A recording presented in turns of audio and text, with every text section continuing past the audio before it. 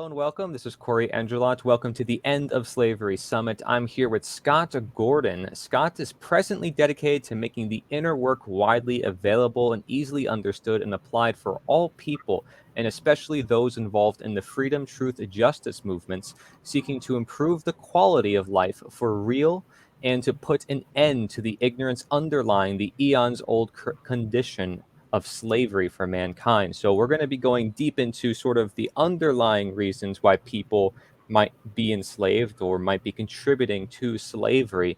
So I'm glad to be talking with you. You have a very long background, a very far history, so we can kind of jump into that. You're a content creator on the One Great Work Network. You have several websites: freephilosophycenter.org, freescientologycenter.org, lockdownremedy.tech, and freescientology.us. And you mentioned that free Scientology means freedom Scientology, the inner work for uprooting the slavery within. So how about we start there? If you want, you can introduce a bit more about yourself as well. Scientology is a word that a lot of people might look at and be like, what is this? Is this a cult? Is it this thing I heard before? It's a religion. I don't want to get involved. But what could we learn from it? Maybe there's something that we need to see and why people follow it. Yeah, well, that's a great question, and I'll try to answer it.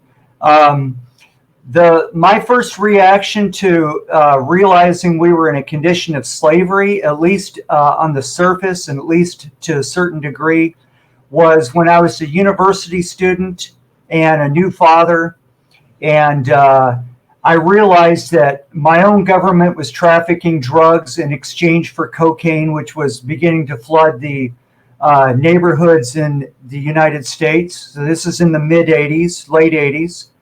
And I actually started to embrace leftist Marxist politics because for me, that was the only available that I knew of reaction to the power differential that Mark Passio talks about of the dark ruling elites, because I had an inkling of that there was something really nefarious going on. And I put myself into studying Marx and other kinds of things, getting involved in social movements, and that gave me a lot of good experience. And then I kind of cooled off on that and got more into spiritual things. And while I was in that era of exploration, I found a Dianetics book on the shelf. If people aren't aware, there's a link between Dianetics and Scientology because that's kind of what started everything. And Dianetics is a really very direct, simple technique for closing your eyes and reliving a trauma. And interesting. The technique has been developed over many years, and Dianetics was the first major popular book that really got everybody into self-help back in the early 1950s. It was released in 1950. So I'm reading the book myself for the first time in 1993 on a trip with my daughter to New England to see our relatives. And I realized that Hubbard had some of these answers to human organization and human, the whole thing about why we're enslaved and why we're having so much trouble as a species. And I found a lot of answers in the book. And so it wasn't long when I returned from travel, I looked up my local organization. After doing some Dianetics, closing my eyes and reliving some incidents and getting some relief from it, I realized I was onto something cool. So I stayed around, and there was a lot of aspects to the organization that were very much a cult. People know Scientology as a cult, and a cult of celebrities like Tom Cruise and John Travolta. And I don't want to say a whole lot about them, but one of the things is I know the personal assistant to John Travolta. He's not allowed to talk to me anymore, so we haven't spoken in many years, but we were friends at one time. And so, it's a bit of a small world in Scientology. I joined staff, And I learned a lot about the inner work very quickly because I was a very avid student and very bright, already had a pretty high IQ. And then I realized my IQ was going up doing Scientology, doing the purification program, which was getting the toxins out of my body. And they had such good technology and such interesting stuff.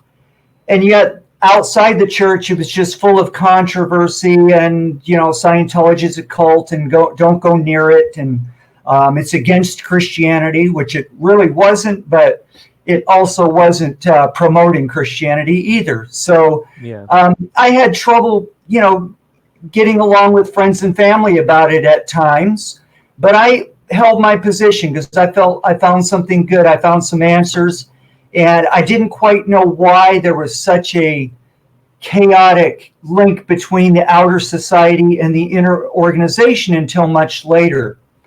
Right. And I don't know if you have any questions so far, because I'm going to get into how I stumbled on that. Yeah, no, I would love to hear more about this. This is great. I remember watching Tom Cruise interview on TV, which he doesn't do many interviews on television, but he did one on TV.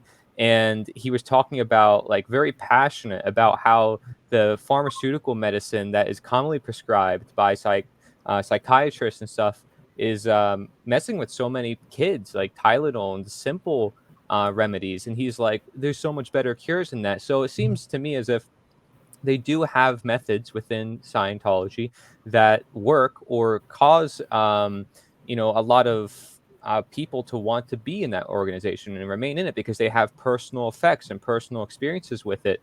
But also it can get dangerous when you mix like truth with lies. When you mix the religion part of truth, you take something that's so truthful, so powerful, and impacts people, and you turn that into an ideology. I feel like that's when things can get a little slippery. Absolutely. And that happened with Scientology and with making it into a religion, because originally it was a movement, a self-help movement, and it was made into a religion, and it became eventually a pretty big money enterprise. And there were, reports that Hubbard joked around that if you want to make $1 million, start a religion. He knew that at the very beginning, and he according to reports, he resisted making it a religion and then just felt like he had to. But even more than that, there was another even deeper agenda going on. And I'm going to be posting again a video that's been offline for a couple of years, but at Anarchadelphia in 2019, where Mark Passio did his presentation on the righteous anger, I went up to the microphone and did a few minutes presentation of the history of Scientology as a inner work that was sort of created by the slave masters as a secondary or controlled opposition to psychiatry. Okay, so you have the carrot and the stick. Psychiatry is a stick. If you're a bad person, if you compete with our politicians, because they throw a lot of politicians into psych wards. At least they did in many years ago when they could get away with it.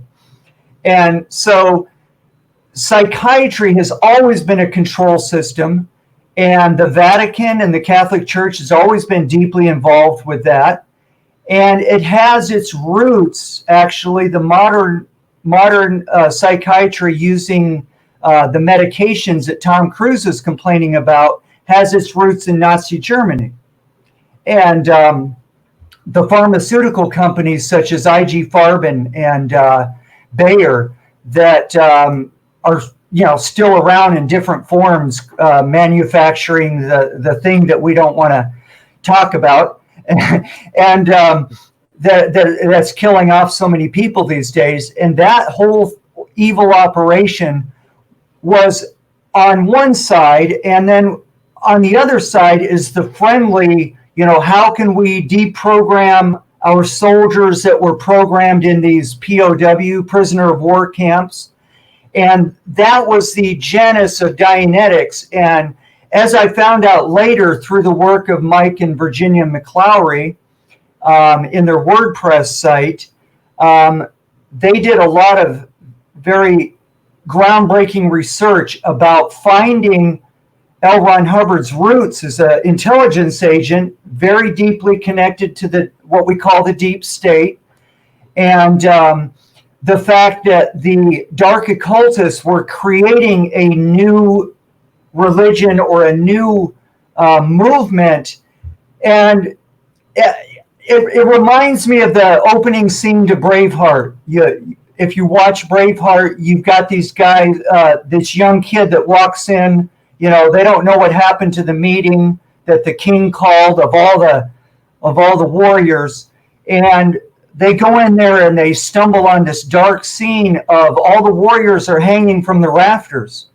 It's because the king did this operation of getting everybody in one room where he could just kill all the freedom fighters, and buy another 100 years of absolute slavery. And in a sense, that's what the dark occultists were doing when they started the Scientology movement, is they were trying to create a place that the rebels that didn't want to go to a Christian church and be good guys, but wanted to help and wanted to do something about, the condition of mankind. What, everyone has this unconscious sense that something's wrong and they want to help. And so you create this movement. And I think Hubbard was pulled into their plans of creating a movement, and he was their man. Now, the one thing I want to say in his favor is that almost all agents, when they find out what their masters are really about, they go rogue, and they go. And in Hubbard's case, he's finding out these amazing solutions to human behavior, human aberration that he's incorporating into Scientology and advanced Dianetics.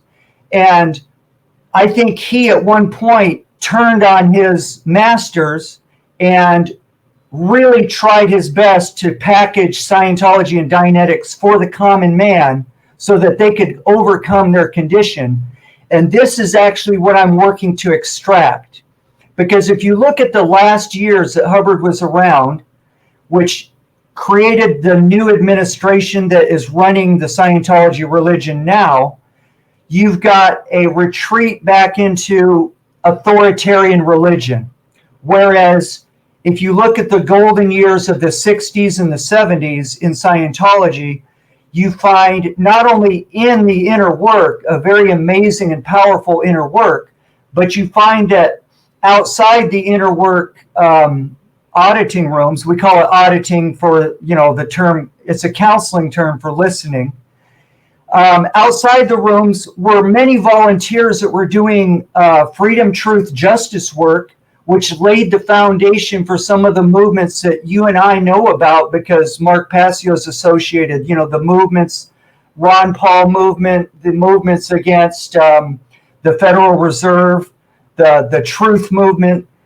Scientology was big on that in the 60s and 70s with their Freedom magazine. They did groundbreaking research and work about the Kennedy assassination before the JFK movement the JFK movie, excuse me.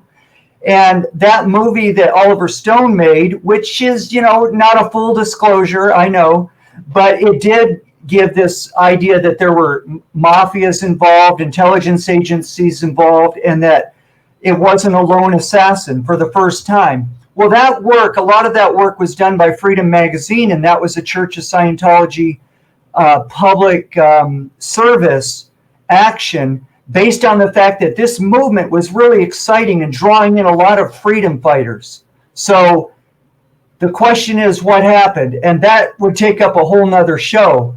But what I want to conclude with, so that we don't go on and on with that, is that in the end, after 16 years of being on staff, I got a very strong taste of the corruption in top management. And I was on a trusted post where I had been trained in legal and intelligence agent operation type stuff, to protect the church. And I was a very trusted person, and I got involved a lot in the interface between the outer world and inner Scientology. So now I wasn't just involved in doing the inner work, but also the remnants of that freedom movement, the social reform, the human rights work. And when I found out that the top leader was beating his staff, punching them, and doing all kinds of abusive things, I was not going to stick around after that. I went under the radar for 2 years because I had a wife who was a Scientologist, and I didn't want to lose that. That was a very good marriage we had. And it was very painful to come to an end.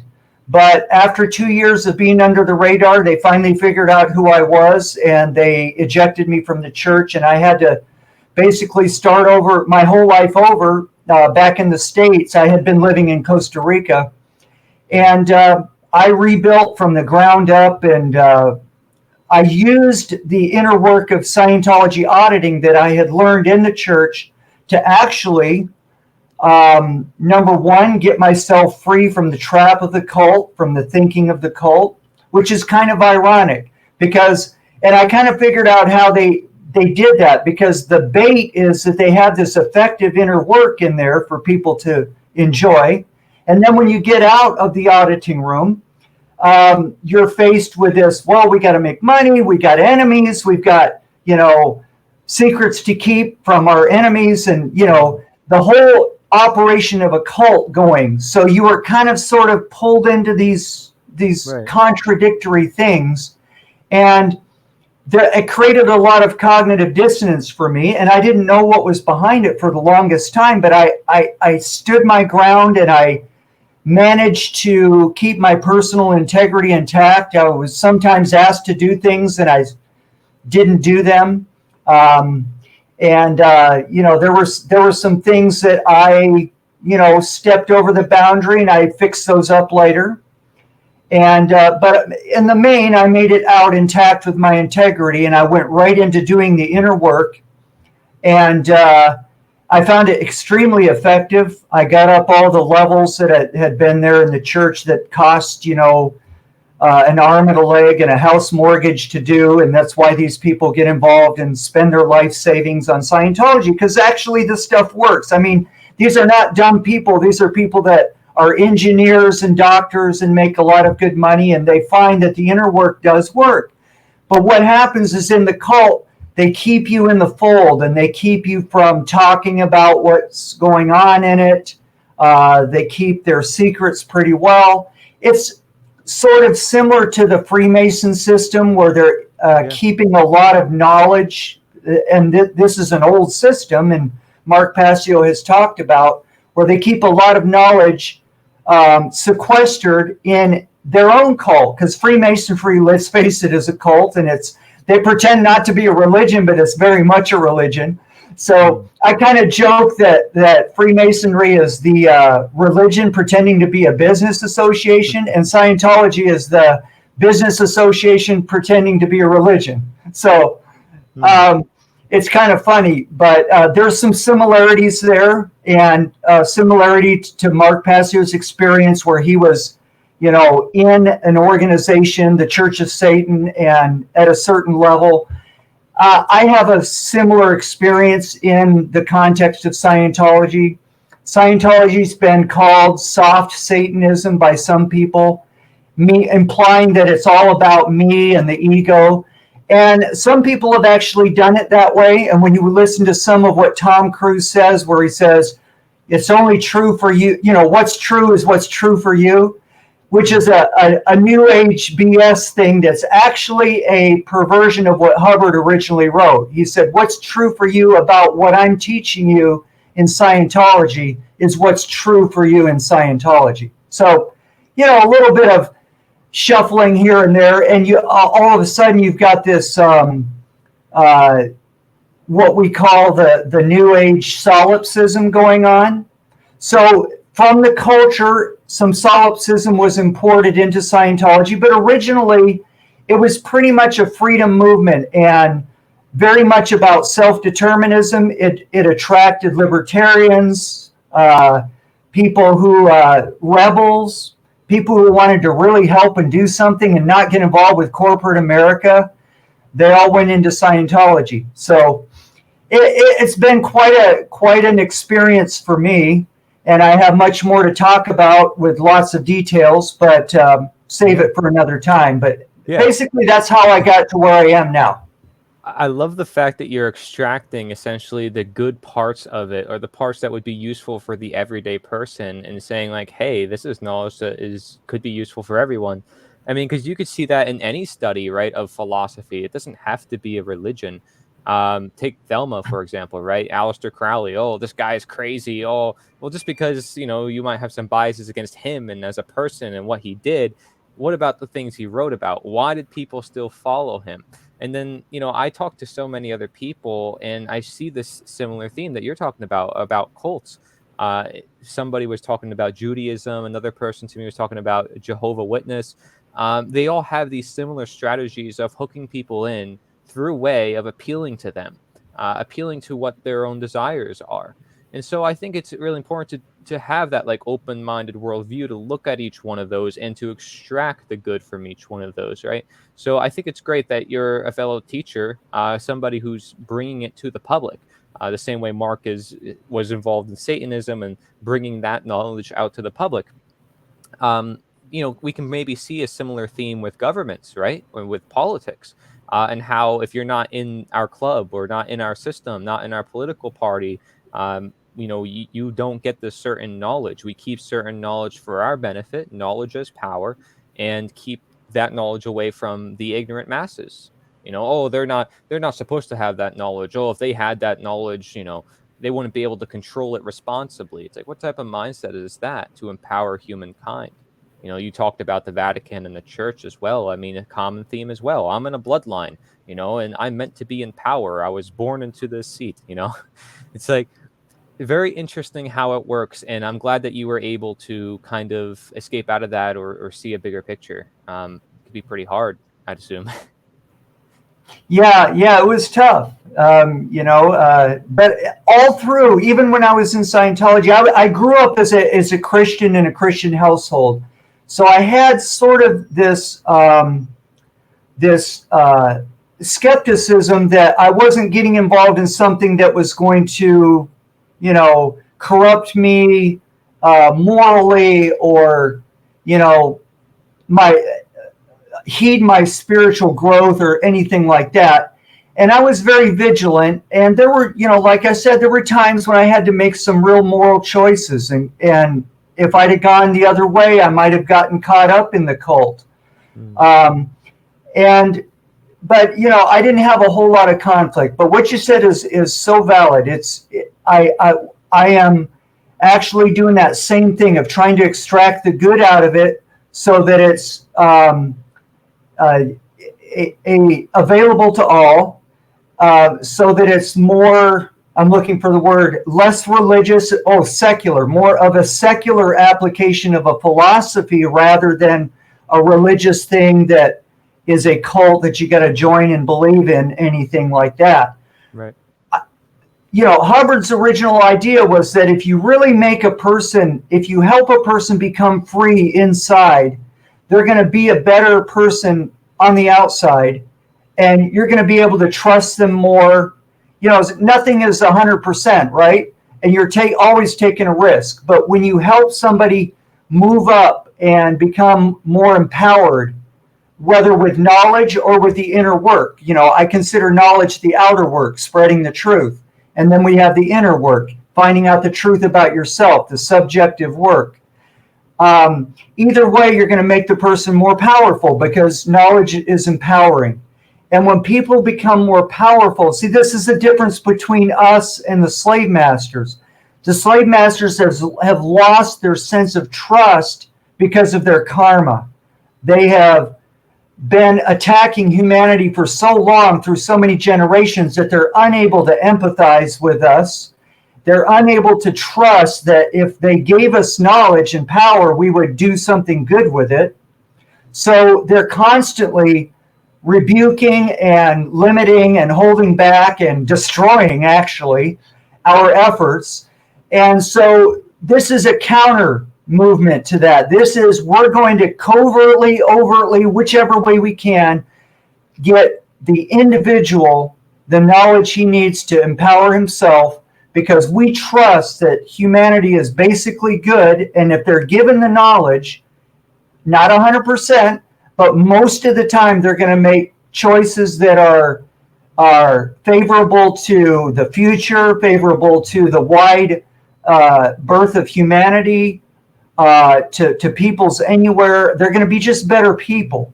And they're going to be able to get along in a society that has less and less rules and restrictions, which Hubbard talked about that. And, you know, he was very much himself a libertarian. He never seemed to really envision his way out of government, but I've got some quotes that show that he came really close. You know, he really frowned on government and was skeptical that there were any governments left on Earth that had, you know, that could be trusted. So he wasn't big on government in the first place, and he was very big on freeing people.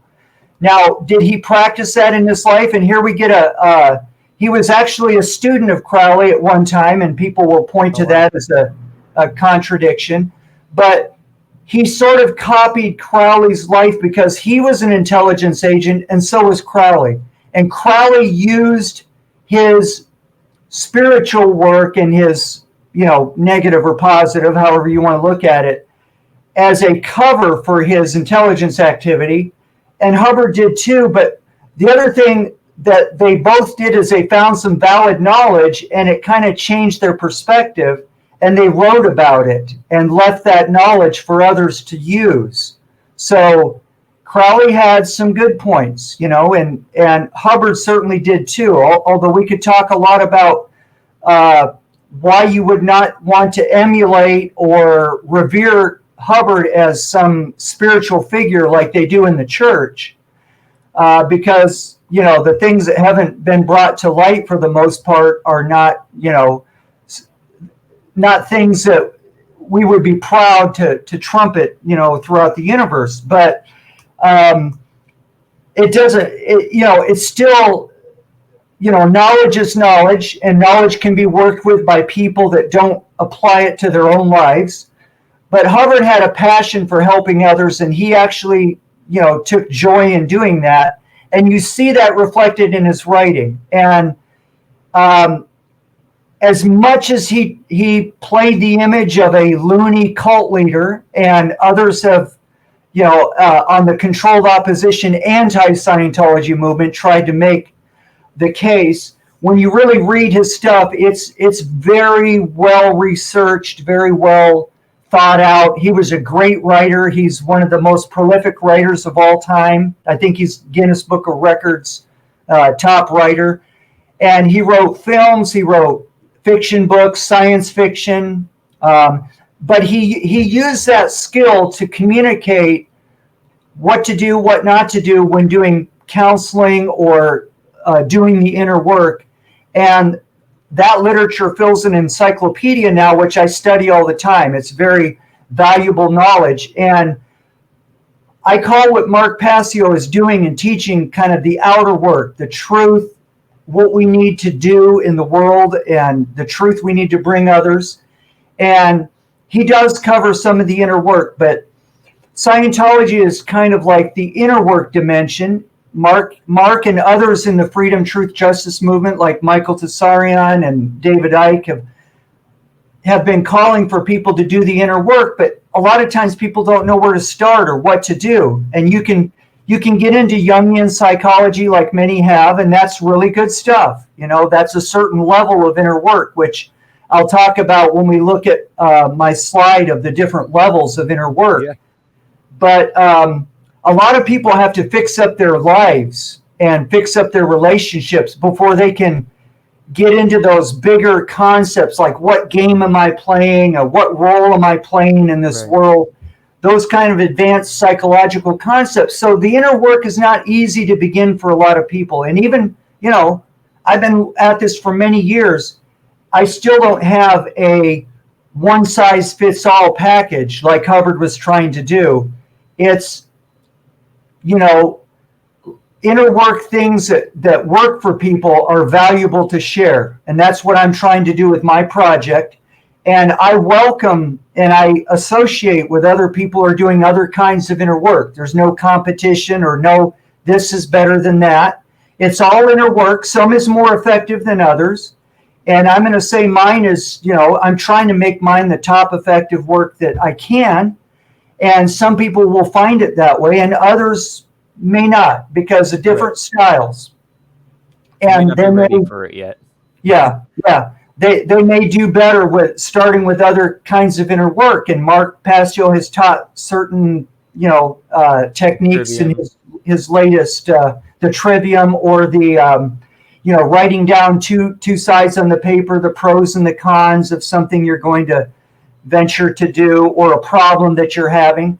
All that is really good. And, it falls under the heading of journaling, which that's one of the things that I brought into this Scientology work. Is it's always been done one counselor and one person.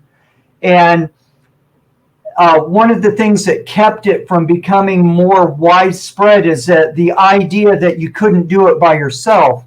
And I demonstrated that you could do it by yourself. It's not as fun. It's not as effective. You don't move as fast. But if that's all you have, or you don't really trust, or you don't have the money to pay somebody for their time to help you, or you don't have a lot of time, then you may want to start with a individual, personal, solo effort at inner work. And that's what I'm trying to do with my website, the main one being the freescientologycenter.org, where I help you get started on the very first page that you land on with what can you do. It's a page for people in distress. What if I've just been in a fight and I want to kill myself? I have no answers. I don't know where to go. That's what that page is for. But it's also for the person who goes, hey, where do I start with inner work? Because all of the questions are valid for different people. You just find one that applies to you. So that's my approach to inner work, has been making it available and useful and usable to the average person. Yeah, it's great. I kind of want to delve a little deeper now into like the more practical use of a lot of this, and for the new generation, because like you said, Scientology was booming back in the 60s and 70s. Some of the new generation may not even know what this is, and the most that they hear about it is like Leah Remini and her documentaries, trying to call it a cult, not looking at any of the substance within what it actually is or what it can do for people. If it can help people a lot, if it's helped some people before a lot, then it potentially could help a lot of people. You mentioned that they have some technology that we don't. Well, I hope, and that'll kind of be my next question, is like, is there technology that we could use that they were using, that we can use on a practical basis? Or do we have to obtain that? Is it really hard technology, or is it just technology? When you're using the term technology, do you just mean like certain methods and ways of doing things? Pretty much, yes, methods. And yes, I want people to not to be dependent on the religion or having to have a lot of money in order to enjoy it. I want people to just have those techniques. Hubbard even stated early on in the 50s that the work is free, keep it so. That was his slogan. Oh, wow. And he kind of went back on that promise in 1965 when he looked around him and decided he was going to really go for it. And he started implementing a lot of organizational policies. He started shaping things. He created what's called the C organization, which if you've watched the Leah Remini show, you know that it's the one where you sign up for life for 1 billion years, for future lives. And so it's the lifetime full-time staff member. And I worked with a lot of those people very closely. So I came very close to that world. And which gave me a lot of really interesting experiences.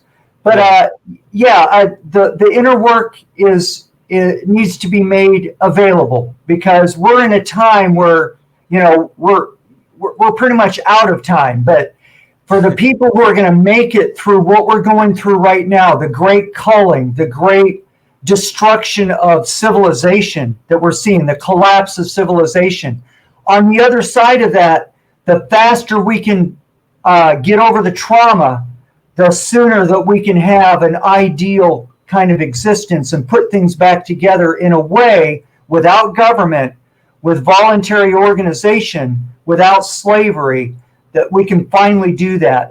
I'm really hopeful that laying the groundwork now is going to pay off in the future, because let's face it, I don't think there's, when the building's starting to topple down, I don't think there's much you can do to save the building, but you can get out of the way and then work real fast to salvage what's left and pick it up and put things back on track, so that the next generation can create the world that we've always dreamed about, but we'll never have so long as there's government and slavery on this planet. Yeah, so let's kind of delve into this. I know that, we want to look at the inner self, and a lot of other speakers that I've talked to kind of, they draw the solution being at the individual. And I say this often, it's like if you're a slave on the plantation and you realize, wait, there's this thing called freedom. What is this? You have to learn about it. And then you teach the fellow slaves. You have to gather enough courage within yourself. You need to understand that you own yourself in order to free yourself to begin with. Right? You can't just say, okay, well, the slave master is just going to go away. No, the slave has this mentality like, I need to be a slave, or I want to be a slave. And if they never own up to being themselves, then the slave master is just going to, a new slave master is just going to control them. They'll just end up on another plantation again. So I think this inner work is super important for that reason. Whether you're looking at anything, that self-ownership is so crucial to taking charge of our health, taking charge of our life, and making sure that the world goes in the direction that we want, right? Desired outcome, a world of positive natural law expressions, as we may say, love, knowledge, sovereignty. And so freedom comes as the result, order comes as the result. Let's look at the order within ourselves. I have open your inner work domains chart, and you said that there's different parts to this. So you also have an inner works processing domains chart. We'll take that one up second. That will be the last one. But the first pre-Scientology inner work domains slide, yeah, that would be great to look at. Okay, great. Because we've heard in a lot of people that are watching this will be familiar with Mark Passio's teachings and philosophies and things like that. But it's all in plain English here. We're looking at the middle. We're looking at the scale from cause to effect, okay? And when we look at that, those are mental ideas, all is mind in the natural laws. But there's also the manifestation, and that is that cause is almost always invisible. You can set up a little machine that looks like the first domino causes the last domino to fall, but who pushed the first domino, right? So cause is almost always invisible, and science tends to focus on the effect. And in this universe where agreement is a very important thing, especially in a matrix, because we live actually in a sub-universe, planet Earth, which is a matrix, and it's based on agreement, and a lot of hypnotic agreement is around. So being at effect means that you're not creating or causing anything, and a human being can be put into the position of cause or effect. If they have the knowledge, they can cause things to happen. If not, they're just going to be thumbing through their Black Mirror cell phone and being effect of the news and the games and all the things that they put in front of us. So somewhere in the middle is where we live, and that is on the plane of cause and effect, right in the center there. Okay. And so cause is associated with the origin of the universe and the origin of ourselves. We, the decision maker at the very center. How sometimes I describe this to people as, how you can look at a wheel and say, well, where is the center of the wheel? You can get smaller and smaller, and everything is still turning, maybe slower and slower as you go to the center. Where do you find that spot where nothing is turning? Well, that is basically the source, the cause. That's the eye of the hurricane. That's where you live. And you manage your life, if you're self-determined and you are a free will self-determined being, which you should be, if you're not, you should try to get there. You'll be much happier. There is responsibility, but that responsibility is not as onerous as people might think at first. It's a practice. Yeah, it's a practice, and it's also it's a lifestyle. And Mark put it very well recently, and he said it's a life lived in purpose, a life of purpose, and it's something that is way more exciting than the funnest video game or movie or whatever you're going to sit back and watch. Because when you're living a life of purpose, you're generating energy, and you go way beyond what any kind of pleasure you may have imagined once you really get it. So cause is at the top of the scale. We have the plane of cause effect in the middle where things meet. And we have what we discovered in free philosophy, which is another one of my projects, is that life, and this comes from our language, we use these verbs, being, doing, and having. And a lot of times we can divide our life into what we're being, what we're doing, and what we're having. But there is another flow going the other direction from have to be. Because when you're going from be to have, from the top to the bottom, you go through the action of doing this. You conceive something, you imagine it, and then you get to work doing it, and then you build it or you create it, and now you have it, okay? Yeah. Well, how do you get back to beingness? And that is a very good question, and that's what the inner work is for, oddly enough. In order to recover from the slings and arrows of life, from the scrapes and bruises, you have to sit back and be able to process things. And so process is the reverse flow back from have to be, where we recover. Some people process going on vacation, watching a nice movie, listening to their favorite music. But as you know, that's light processing. That's not going to get very deep. That's not going to get you out of a condition of slavery. It might relieve the pain, that you just went through in a bad experience. And it's valid processing. You got to do it. But if you really want to get in, you've got to get deeper into these levels. And as these levels are numbered, I'm going to go to the right-hand side now. Sure. And talk about some of the levels, because they correspond vaguely, not directly, but they vaguely correspond. One of the most common things that people want to escape or fix or address in their lives is problems. So that's level one, problems and confront, because everyone knows that if you solve some problems, you get some free time, you have an easier life, you can go on and do those projects that you've always wanted to do, So it's very helpful to deal with the problems. And backing down a little lower, because, you got to go lower sometimes to get the missing pieces to the inner work. Okay, so that's why the levels. Okay, the levels aren't for some status or some, so you can say, I graduated grade 1, It's there really is, and they don't have to be done per se, one after the other in a strict fashion. It's recommended, but it helps to be able to visualize here what you're dealing with. If you're having lots of problems, maybe there's something about communication that you could learn, because communication solves problems, as anyone knows that has used communication to solve a problem. So communication is important. It's what life is all about. It's what it's made of. So that's level 0. So 0 is like your ground floor starting point. You're not going to be able to live or be very effective. Even when if you're doing the great work and you're producing these presentations, as you yourself know, communication is key. You're doing a communication, audio, visual communication to people. Right. You're trying to get them to understand things. So communication is vital.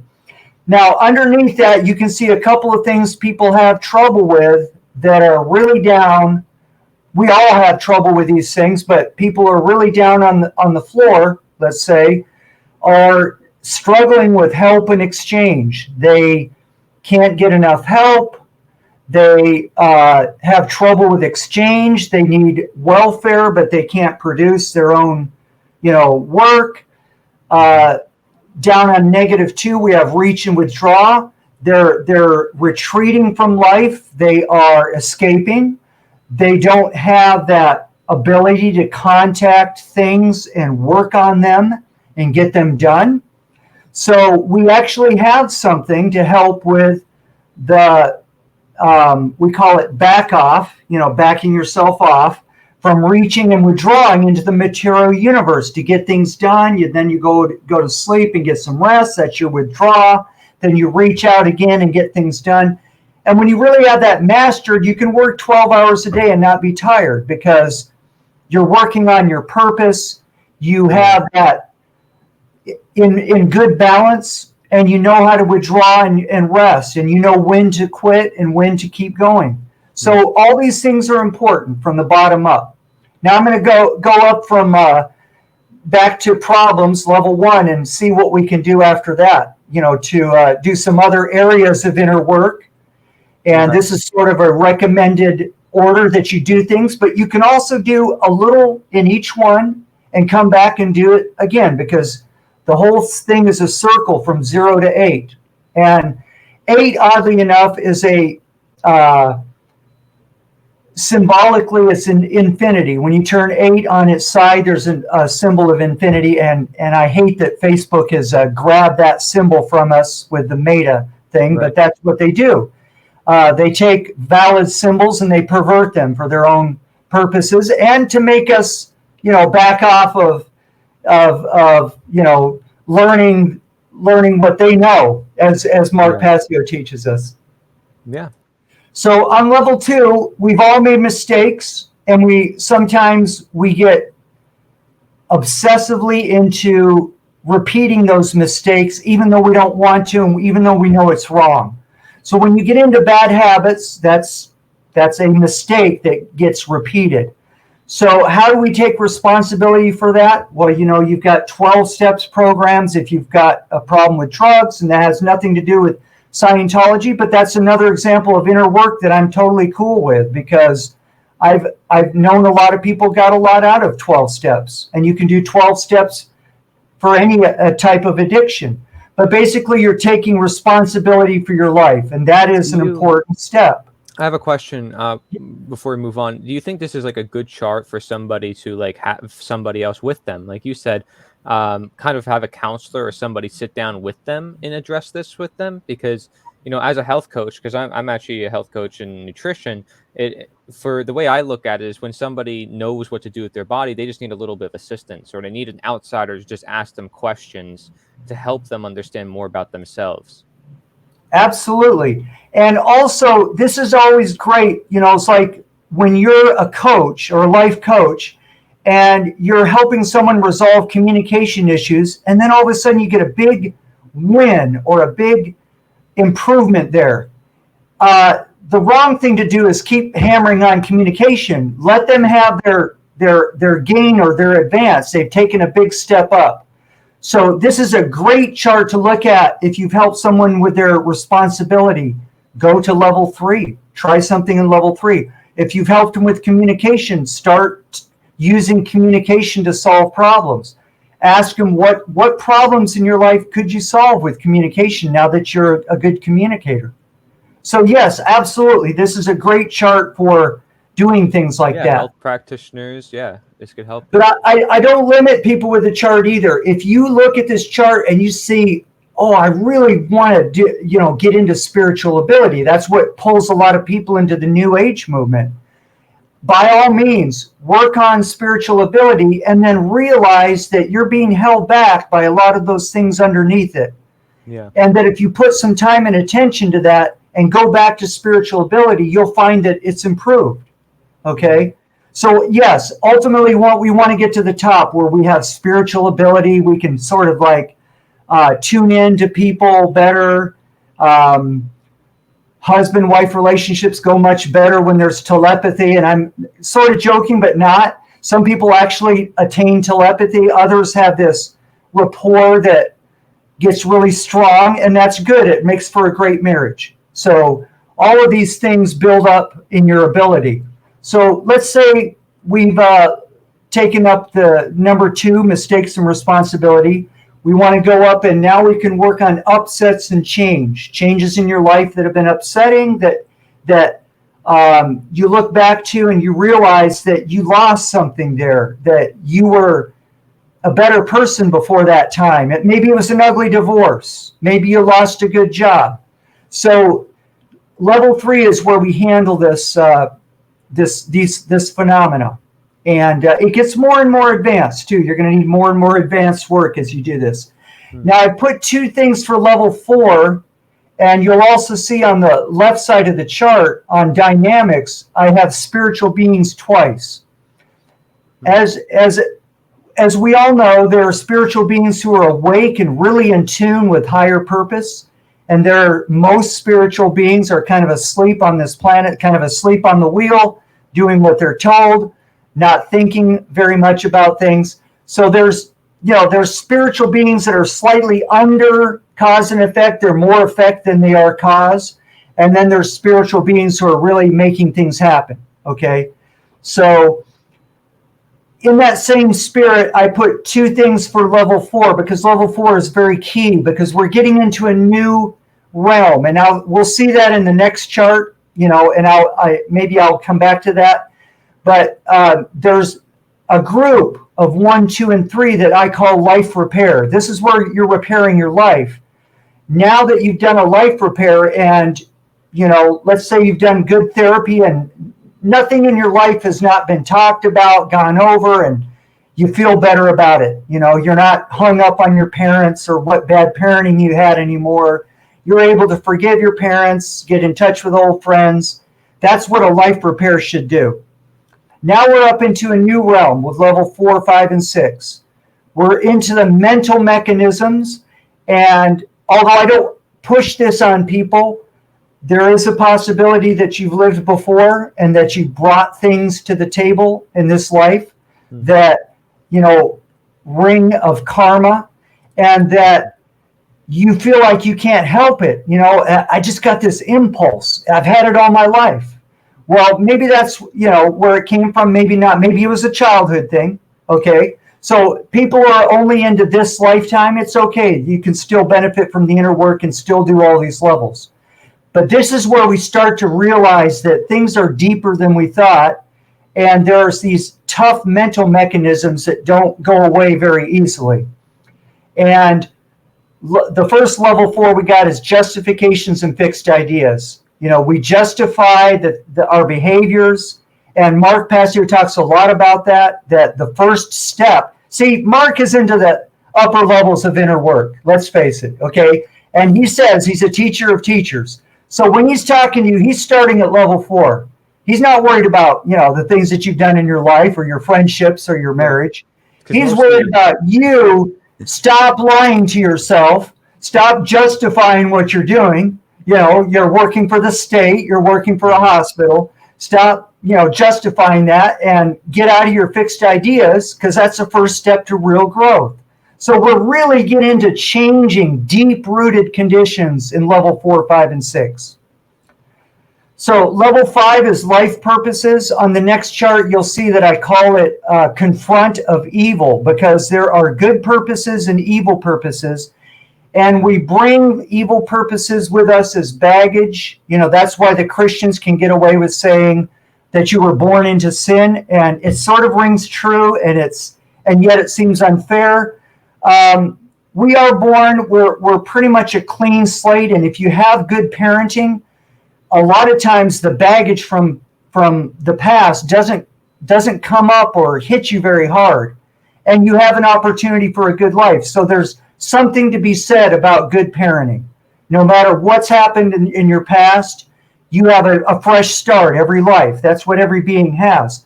But oftentimes we slip into, doing wrong things, harmful things, or acting on our impulses, and we trigger these things. And so we have these life purposes that are actual evil purposes that are deep-rooted habits, and they block us from doing our true life purpose. So when you get to level 5, if you're ready to just grab onto a life purpose and run with it, like Mark talks about doing, then do that. Obviously a lot of you guys have. You guys, almost everyone I would say everyone that's putting on this thing that you're doing, forgive me for forgetting the name of it. The Anti-Slavery Summit. Right? Yep. Yeah, the Anti-Slavery Summit. All of you are doing this out of a good purpose. And so you're already at level 5. You're embracing that. That doesn't mean you don't have trouble sometimes. You get hit, life hits you with different things and people come along and tear down your purposes, right? So you have to have a confront for evil on this to really maintain your life purpose, because that's what evil is doing. It's tearing down good purposes, right, left, and center. That's why you have the bully. That's why you have the person who's we call the suppressive or the antisocial that comes along and rains on your parade. That's hitting you at your life purposes. So we go up to level 6. We're going to start learning how these purposes get opposed. Good purposes get opposed to evil purposes. And then we have this clash, and we have, I'm not going to say that's the basis of wars, but you understand the basis of war when you understand that beings naturally get into opposing sometimes, where they're triggered into it. And so we're in these games, and if you look at you can look at the politics game, the slave master and slave game, slavery is basically a game. It's a very aberrated and awesomely evil game, but it's a game nonetheless. And it has rules and it has players. And one of the things we're trying to do is stop playing the slave, right? So you've got to understand the game. So this is where we're at on games. Now we're getting into Jungian therapy. What are the roles and the archetypes? Looking at the tarot, that's laying out all these archetypes, these positions and roles that we play in games. Also, our long-term goals, like, that span more than one lifetime. A lot of people, feel they're here for a reason or for a purpose, and they live out that goal, and they're not ready to stop, when life is up for them, so that if you believe in past lives, they're going to be doing some more of that later, right? Okay, so I've got a goal. Mark talked about personal sacrifice recently. I've got a goal of being a musician and a songwriter that I put on the shelf, because slavery and the inner work is more important right now for mankind. And maybe someday, this life or another life, I'll be doing more of that. So you have goals and you have to prioritize them. Right. And then we have identities, roles in the game. It's an important part of the game, and it's what you're being this lifetime. Or we are all multiple identities. We're the good boy at work, and then we're the good teacher at school, or we're the teacher's helper at school. Those are all roles. We're a good parent. Those are all identities.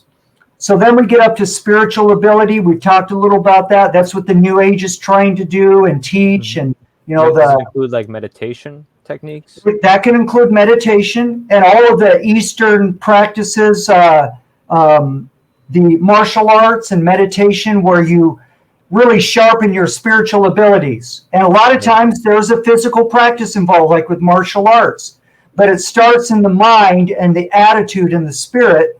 So really, a lot of what they're doing in martial arts is based in spiritual ability, okay? Especially Tai Chi and things like that. Tai Chi goes with the proposition that it's all spiritual ability. And I'll tell you a really quick anecdote. There was a master and a student. They were watching a fight, and the student says, "Master, which one's going to win?" And the master looks at him and he says, "The one who is the most there." So, that's what Tai Chi is about. It's like, if you really cultivate spiritual ability, it's going to manifest in your life and your fighting, your self-defense, your anything that you're doing, right? Yeah. So that's the one thing about inner work. People don't realize the benefits that it begins to feed back on your life in terms of you're an improved athlete, your improved physical health. Your health will improve physically. A lot of things will happen when you cultivate spiritual ability. And doing any of these earlier steps all adds up to this spiritual ability. That's what inner work is all about. So at level 8, you go to the very top. What are you going to do? You're going to commune with the divine, or as we understand it, you're going to be meditating.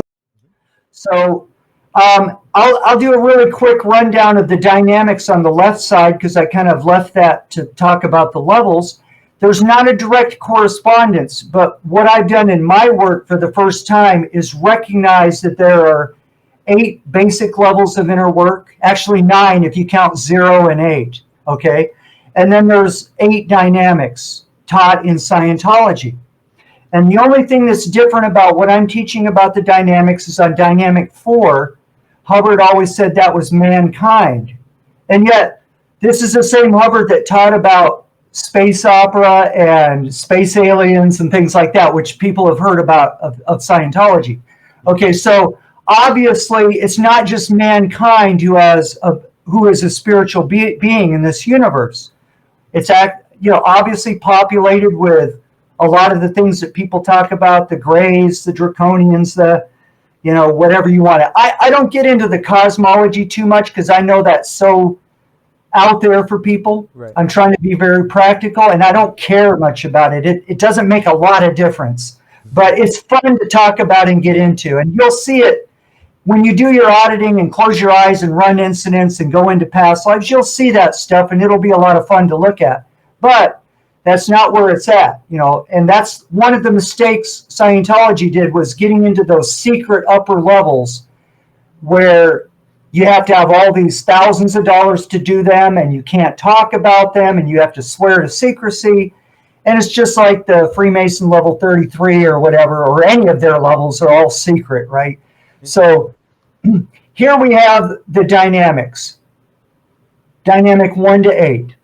And basically, it's a spectrum from living as everything, as infinity, like everything in the universe, or the great supreme being, or God, if you want to conceive of it that way, all the way down to the little individual, the little speck, And level 4 is the heart chakra. It's where those 2 extremes come into balance. And this is something I discovered in working on this, has been very enlightening for me. And what I realized is that when the Christians say Christ in your heart, what they're talking about is becoming Christ-like, or becoming a being that embraces natural law and the universe, as well as their own little game on planet Earth that they're playing, in one body, in one life, which is at, the first dynamic of an individual. Okay. So the second dynamic is your partner, your wife, your girlfriend, your family. The third dynamic is groups of any size. And like I said, the only thing I differ with Hubbard is he called mankind a 4th dynamic, and I call it just another group in this universe, We're all a big group on this, sharing a planet. So level 4 is spiritual beings anywhere. And I would say even some animals have this level of consciousness, or have demonstrated some level of consciousness, which gives them a level 4, whereas they are individuals and they group and they have all the other aspects of these dynamics, but they don't cause very much. They're not really agents of change or cause in this universe. They just kind of do what their program says to do. But everybody has a favorite pet that they swear communicates, and I do too. We have dogs that communicate to us. I'm not telepathic or anything, but I learn a lot from my pets and animals, and I like to think that there's some spiritual being there that's trying to come out and And that's why people Be, like become consider aware. our conscience is like this spiritual thing that we can't describe, but yet Right. is our ability to feel empathy. Yeah, that all happens in the fourth chakra in the heart. Mm, And this is where you have a conscience. This is where a spiritual being takes the intuitive information from the universe, because that's what the right hemisphere is doing. It's perceiving the universe and giving us these global or big concept ideas, which we use to become artists. And this is the feminine side, right? But it's actually a reflection of these upper dynamics. It's the universe communicating mm, about the whole. And then we have our own private thing, which is not, ego is not, I'm not in the camp that says ego is evil or all bad. Ego is ego, and it's a shaping mechanism, as Mark teaches as well, that creates you into a more individuated individual. And it can have a downside, and it can be a good thing. It can help us to withdraw from group situations like the COVID thing, or like Nazism, or like the Maoist cultural revolution, or the new cultural revolution that's just a duplication of that in the United States now, is to withdraw from that and individuate. Sometimes it's a great thing to have an ego and say, no, not me. And that's what we're doing to slavery as well. We're saying, no, no more slavery. I'm not a slave. You have to stand up and say no. And that is what the ego does. The ego says no in a bad way or a good way. So level 4 is where you synthesize or bring all these dynamics together, and you become an empowered spiritual being. Okay, level 5 is life. All of life is what we have in the middle. I underline spirit meets material.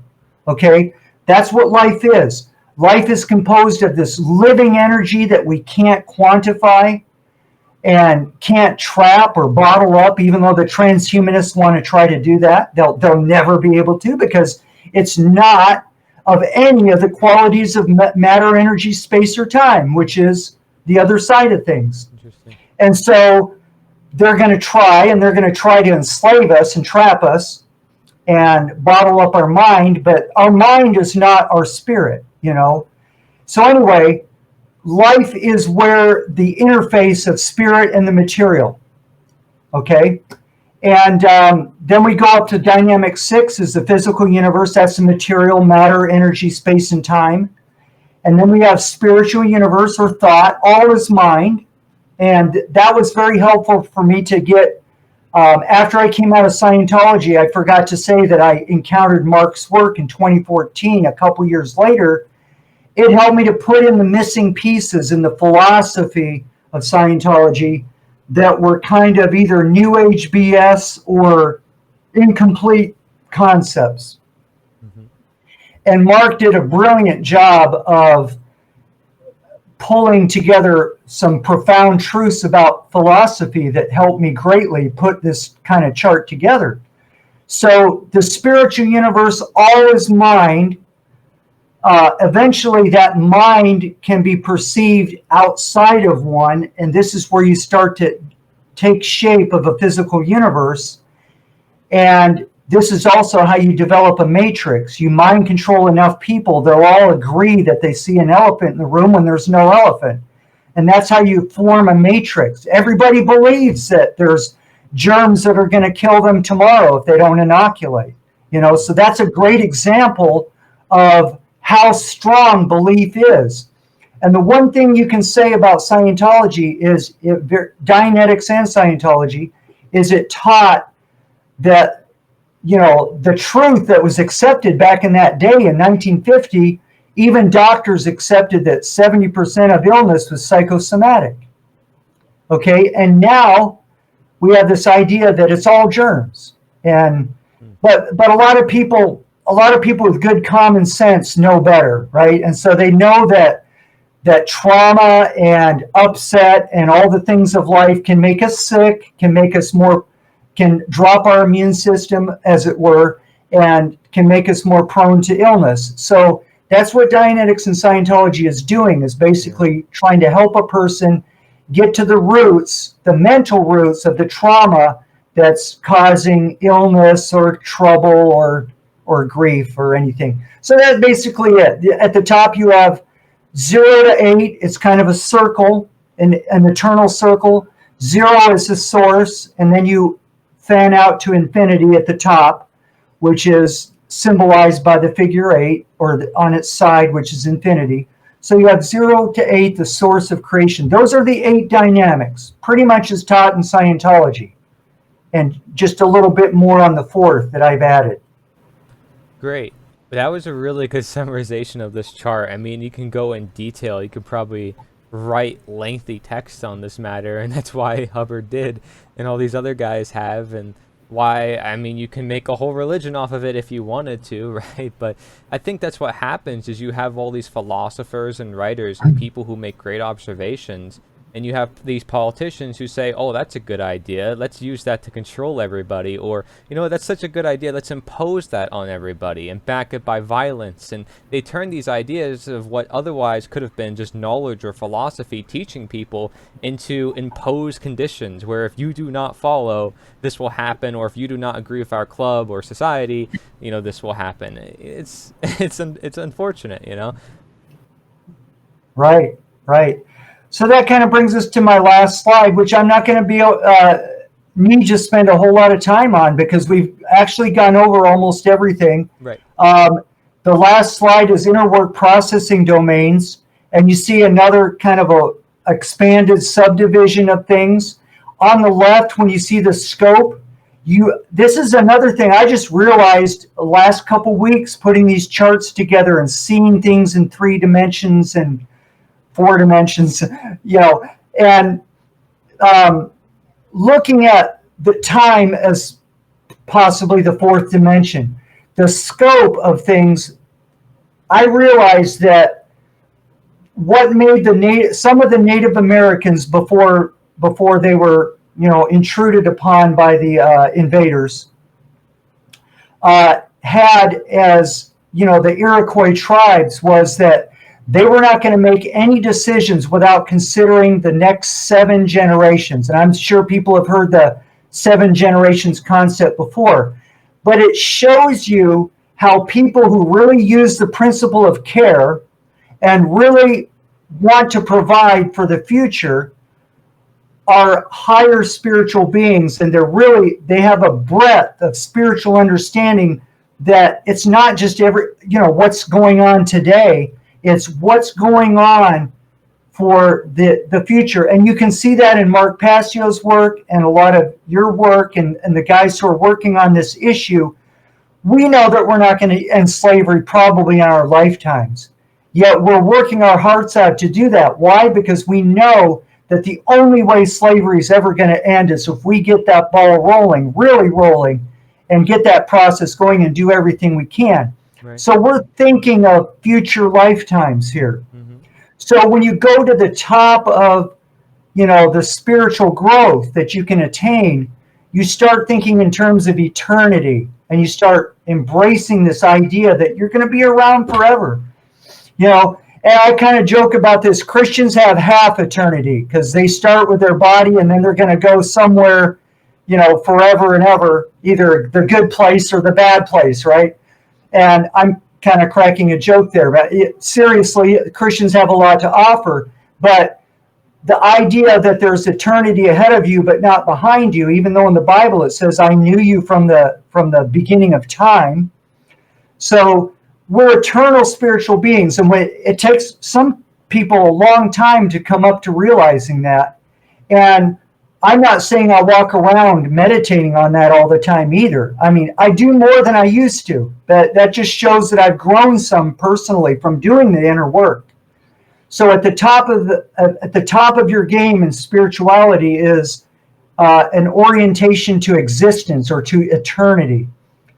Stepping down from that, we talked about this level 4, 5, and 6. That's a mental domain, and the mind is not just your brain. In fact, the body is using the brain to sort of mirror what a spiritual being brings into it as their mind, which is the 2 hemispheres, which are electromagnetic, way bigger than the body.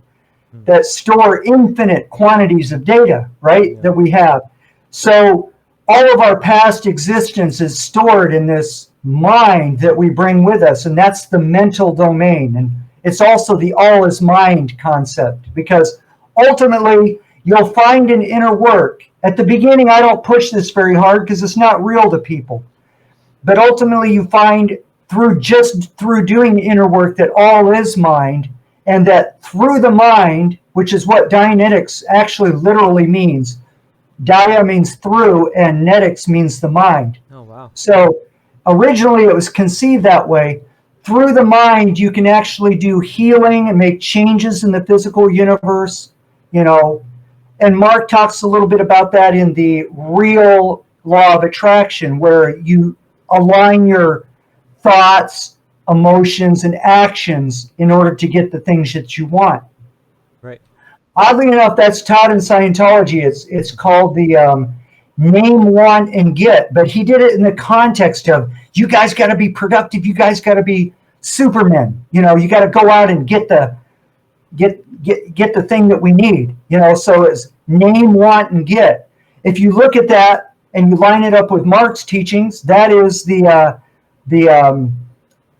mind, the thought, what you want, what you intend to get, your willpower, the emotion, you want it, your will. I think that's where will belongs mostly. I think it spans all three. And then get, that's the will to actually do the work and do the action to get it. So that's a little aside there. But going down, we've talked about how the first three grades of this chart are livingness. Your this lifetime, what are my relationships with work and friends and family, and how can I optimize those? And we talked about the three areas there. On this chart, you can see where I was talking earlier at level 5, that purposes is one aspect of it, and confront of evil is a vital aspect of it. Level 4 is fixed ideas and empowerment. And down at the bottom here, it's not necessarily at the bottom where, it's like, as Mark says, we're living life on the mental and spiritual are just as important as the physical. And the two are in balance in the fourth chakra, as we talked about. So down here, you just get better at this. There's a saying, before enlightenment, chop wood, carry water. After enlightenment, chop wood, carry water. It's sort of like, well, we still have the chores and the things of life. We still got to work to make a living. So how do you optimize that? Well, you get out of the wrong livelihood that is taught in Buddhism, and you get into the right livelihood. And then your exchange and survival improves. So we're always working at all of these levels. It's just that we expand as a being, and we open up newer levels above what we thought was possible before. That's the basic idea of these levels. So at the quote bottom here, which is where the rubber meets the road, where we live life, we have our survival, our immediate environment, and you can see that certain types of people only live here. And when Mark talks about the mini-me Satanist that is only about getting what I want right now, and that's what people are dramatizing on this planet right now, and the overwhelming majority, they haven't gotten beyond the immediate survival concerns. And then you start solving these problems with mistakes or harmful acts, such as you steal in order to get what you need, or you borrow and you don't pay back. So then your exchange starts falling apart, and you become less of a being instead of more of a being. So down here, it remains important all through your spiritual progress, but you just get better and better at it. And this is where we have, and what was not on the other chart at the very bottom, I'll read for you, is the purification, which is basically a detox. You need to detox. Mark's talking about going vegan, or you can detox through herbal remedies, detox your liver, detox your body, do intermittent fasting, that kind of thing. Right. All those things help to clear out the junk in your body that gets in the way of your clear thinking. I'll be honest, as a health coach, that's another part of where they have to listen to their body, the foods that they're Yeah, eating, and find out yeah, what really works for them. Because for some people, veganism or vegetarian might not work for them, or might not work for them in that moment, and they need to transition, or they need to find better foods, or they need to live in different environments, or they have to pay attention to their career, exercise, lifestyle. And some people do really well on raw animal products. You know, it's illegal in most states in America. The governments are attacking it because of how nutritious it is. If a mother can't produce breast milk, it's probably the best thing for her baby is, that raw milk. So, I mean, powerful stuff in medicine, and I think that could help people mentally with this process too. yeah. So that's on the level down there of handling the body, doing, even though you can do a lot with trauma work in Dianetics, you don't abandon trying to handle the body nutritionally and getting detoxed. And those things interact. The inner work helps speed up detox, helps speed up healing. Yeah. So it's absolutely recommended, even if you're just dealing at first with just purely physical issues. And then we have the communication course. One of the things I have to say about Scientology, even the modern church, it's got one of the best communication courses because Hubbard really delved into the details of communication and picked apart all the pieces and came up with this wonderful course that helps people really get in touch with life. And you don't have to do it in the church. You can look it up, find it, or look me up, help you get started with it. We're doing it here. I live here, and I didn't mention I live here in Buenos Aires, Argentina, with my wife. I have been here for a couple of years. We were seeing each other just in the winter season before, and since travel is so messed up, I needed to be with her full time, and we got married. So we're actually doing a communication course here in our house on weekends.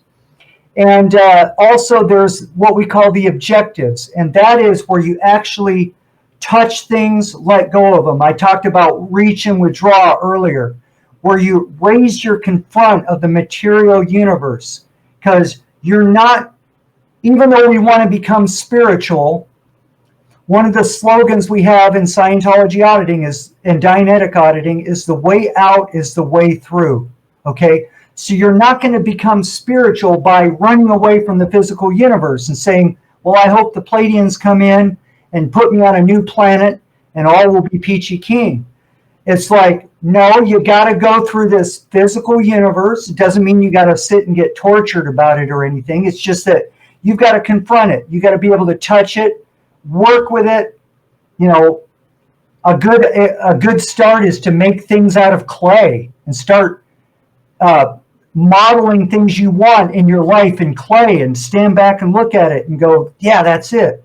That helps to get what we're missing in modern society is what we had when I was growing up is hands-on. Yeah. It's like your dad's there teaching you how to fix a car, and you're getting your hands dirty and working, teaching you how to pound a nail. And now it's how to flick a cell phone, and that's not going to cut it. That's not being in touch with the physical universe. So a lot of people need to start with those exercises, and those are kind of the hardest to do by yourself. You really need somebody putting you through it. But if you just get busy doing physical work or doing physical exercise, you're actually doing that. What we call objectives, you're actually doing that in the real world. You're actually going to get better. Runners and people who do workouts and physical work will tell you how it's helped them a lot in life to get into a regular physical program. So the physical is important, and that's what's there at the very bottom, the foundation that you build on. You gotta keep your body going in order to experience and live life. And that's basically it. You're given this physical experience, and it's up to you what you really do with that, to bring that into what may be called ascension or to higher awareness. So thank you for sharing this with us. I'll definitely share a lot of other materials that you have with others. I encourage everybody checks out your downloadable resource. You said you woke up around like 2014, like to Mark Passio's work. So I'm assuming like you started to understand the nature of government around that time and looked into to government as a whole. Yeah, one of the things that had really helped me was Ron Paul, because I was a little bit, like I said, for many years in college, was a little bit more of the left orientation. Mm-hmm. And then around 2000, I actually um, was rooting for the neocons. This is before 911, right? Because I thought those leftist liberals are bad. I was the penultimate, making them wrong, just like you see people do now that are call themselves libertarians, the hating the left. So I got into hating the left, and I had been on the left. So I'm really happy to say that another Scientologist who was really intelligent, just one day, and you look on level 6 of games, one day said, that's not a game we should be playing. It's a game that's rigged into the mind. And I looked at that and I went, that's right. Politics, what's that going to do for us? And I dropped the whole politics thing from there. Ron Paul helped me really integrate the best of the left and the right, because that's what he did. He appealed to people who were anti-war, which I was. And so that really set me up for when I, as well as L. Ron Hubbard in his writings was very much against corrupt government and things like that, and for freedom. And I was into the freedom, truth, justice movement, and I knew about 911. I was very in tune with that, very much into the truth movement. So by the time I found Mark Passio, really what he did for me was help me fill in the philosophical things that I was missing in Scientology. And for me, I already knew about a lot of the truth stuff, and what he was teaching just resonated because I knew about the Twin Towers and the third tower falling down. Yeah. I knew about that within a couple years after 911. So I've been in the freedom, truth, justice movement for a very long time. Like I said, or like I say in my biography, I think, in 1988, yeah. I saw some graffiti on a campus wall. And this is one of those things where you go, where did you wake up?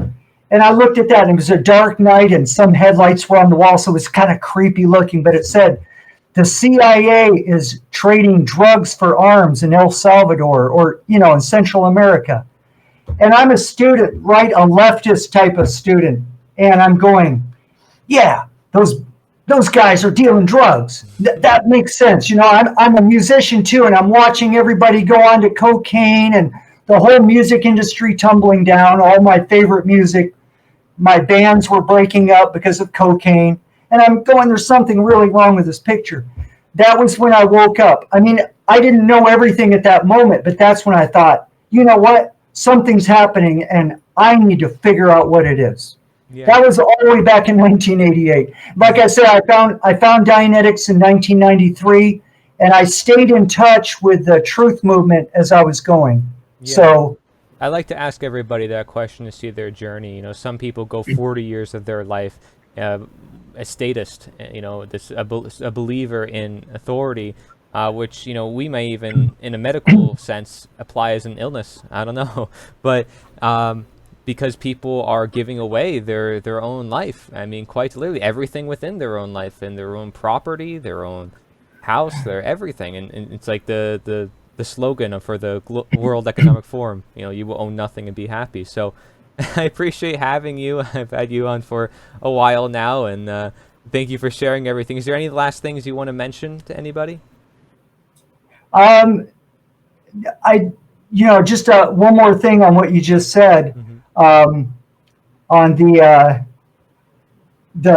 finding out about slavery, I had a little confession to make. Under the duress of the lockdown in those first 2 weeks to stop the spread that became the third week, and you get really depressed and cut off from the rest of the world, I started believing in this QAnon thing, and that some good guys in the government were going to fix things. And that's really why we got to stay in our houses.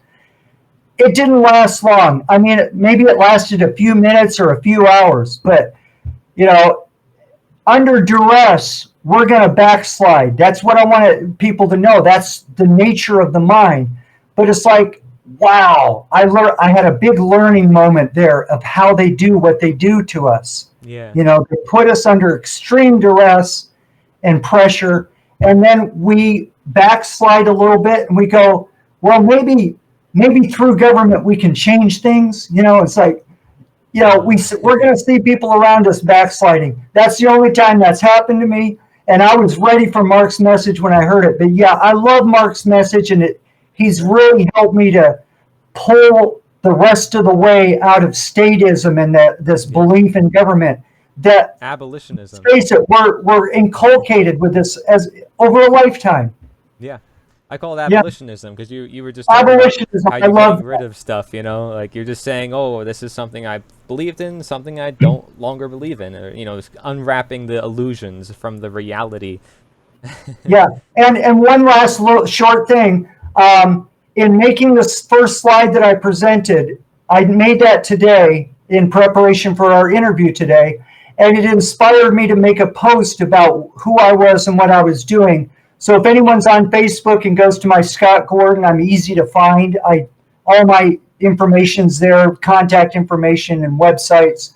I made a post today with that chart, basically stating, you know, that I'm against slavery, and what this work is about is ending slavery within. And it's to support the outer work that people are doing, where they're, you know, like Larkin Rose and Mark Passio, educating people that government is not a legitimate institution. This is a free will universe, and we are not beings that were ever designed to be under the thumb of another. And basically, slavery has trapped us in this game where we have been inculcated to believe that this is the way it should be. And the only way, there's two ways out: really willpower and getting the knowledge like Mark teaches. And there's a slightly easier route that's going to take a little longer. It's the other way that Mark says, you know, I'm not here for those people, right? But I am. So great. I get where Mark's coming from, and I completely agree with him. I don't have any problem with it. But there's two different styles here.